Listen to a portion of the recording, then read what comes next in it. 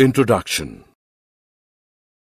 The components of different mixture are separated by chromatography, distillation, and fractional distillation.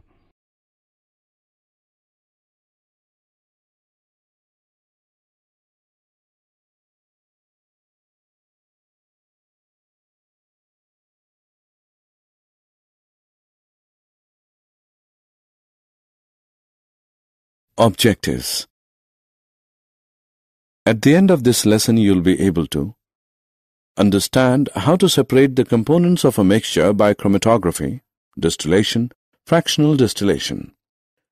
Know about separation of components of air. Discuss about purification of solids by crystallization. Classify the pure substances. Sublimation.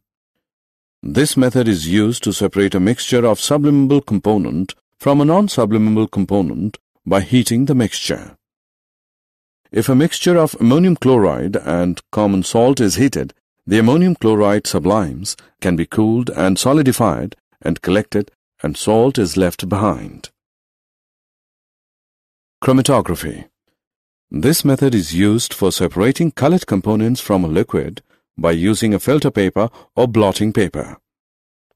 Put a drop of ink near one end of a strip of filter paper and dip the end of the paper in a test tube containing water.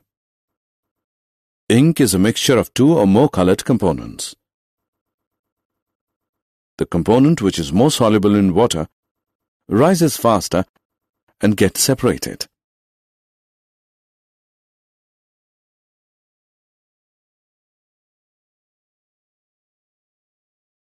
Distillation.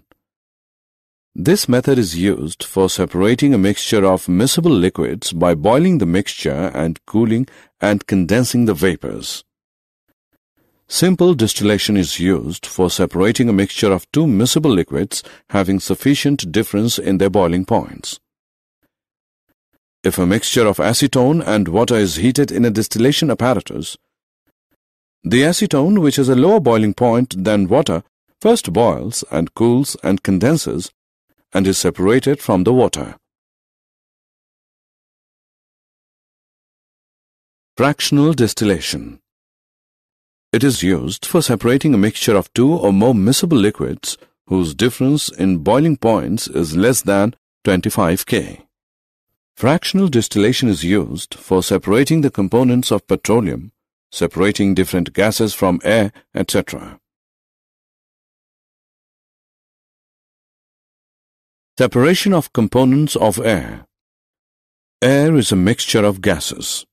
The components of air can be separated by fractional distillation. Air is compressed by increasing the pressure and cooled by decreasing the temperature to get liquid air. The liquid air is then allowed to warm up slowly in a fractional distillation column. Then the different components separate at different heights depending on their different boiling points. Purification of solids by crystallization. Crystallization is the process of obtaining a pure solid in the form of crystals from its solution. By crystallization, we can obtain pure copper sulfate from its solution. Dissolve about 5 grams of copper sulfate in minimum amount of water. Filter the solution to remove the impurities. Evaporate the solution in a china dish to get a saturated solution. Cover the solution with a filter paper and allow it to cool. You will see pure copper sulfate crystals are formed. Types of pure substances.